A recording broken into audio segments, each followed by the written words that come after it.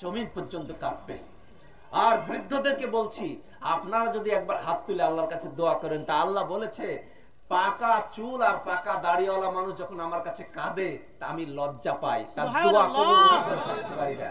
আপনারা তাহাজ্জুদ পড়েন আর আল্লাহর কাছে কাঁদেন, ওগো আল্লাহ তোমার মদদ চাই, আর আমাদের সন্তানদেরকে আমরা আল্লাহর রাস্তায় খরচ করতে চাই। বলুন সুবহানাল্লাহ।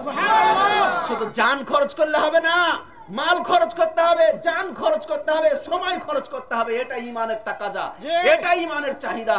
আপনি বলবেন 10 টাকা নিয়ে যান, 20 টাকা না, জানও খরচ করতে হবে, মালও খরচ করতে হবে, সময়ও খরচ করতে হবে আল্লাহর রাস্তায়। 3টে খরচ যদি মুসলমানের এক হয়ে যায়, মুসলমানের মসজিদ, মাদ্রাসা, খানকা, কবরস্থান কেড়ে নিতে পারবে না।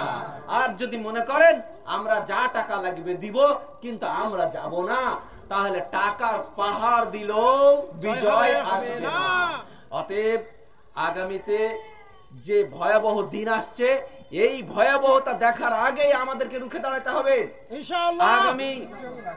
আগামী 14 তারিখ প্রোগ্রাম এখানে আছে, হয়তো 14 তারিখ আলীতলা থানার পাশে, আর 17 তারিখ ঈদগাহ ময়দান। আচ্ছা, ঈদগাহ ময়দানে। আর বহরমপুরে 36টা মুসলিম সংগঠনের পক্ষ থেকে 14 তারিখ টেক্সটাইল মোড়ের বিক্ষোভ সমাবেশ। ওখানে যাওয়া বেশি জরুরি, ওখানে যাওয়া বেশি জরুরি। পশ্চিমবঙ্গের যতটা সংগঠন আছে সব একত্রিত হয়ে এই আন্দোলন হচ্ছে। বেলা 3টে থেকে শুরু হবে। আল্লাহ যদি রাজি থাকে আমি থাকবো ইনশাআল্লাহ। তাহলে যে যেভাবে পারবেন, কোনো ভয় নাই, ট্রেনে চাপবেন, চেপে চাপার সঙ্গে সঙ্গে দেখবেন ট্রেন থেকে মিছিল শুরু হয়েছে, অসুবিধা নাই, কোনো ভয় নাই। এই মুর্শিদাবাদ, এখান থেকে যদি আন্দোলন শুরু না হয় 70% মুসলমান, তাহলে কোথা থেকে হবে? উত্তরপ্রদেশের 21% থেকে হবে, গুজরাটের 16% থেকে হবে। গুজরাটের মুসলমানদের উপর যে অত্যাচার এসেছে, ওই অত্যাচার হলে তো আমরা বাংলাদেশ পালিয়ে যাবো।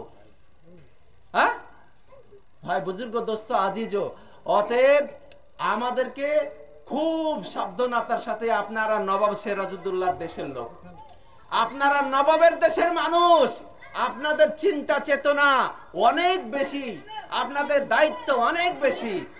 আমরা 70% মুর্শিদাবাদ, এখান থেকে আমাদের স্বাধীনতা আন্দোলনের সূচনা হয়েছিল। এই আন্দোলন মুর্শিদাবাদের সূচনা করেছে ইনশাআল্লাহ।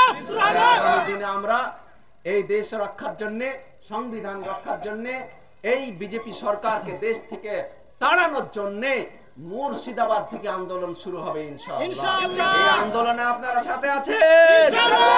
কিছু করে দেখান।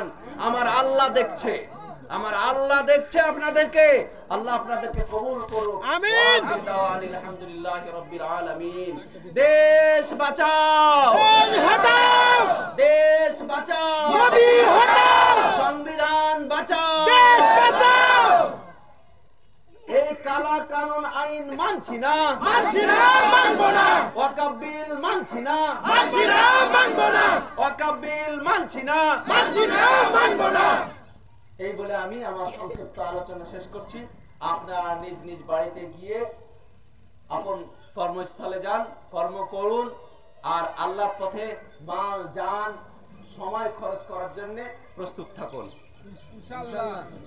আমাদের 17 তারিখ আপনার নসিপুর ঈদগাহ জামাতে আপনার সমস্ত এলাকার যত জুম্মা মসজিদ, ওয়াক্তিয়া মসজিদ আছে, সেখানকার ইমামদের সঙ্গে কথা বলার পরে 17 তারিখ একটা সভা হবে। অবশ্যই আপনারা সেই জায়গায় উপস্থিত হওয়ার চেষ্টা করবেন ইনশাআল্লাহ।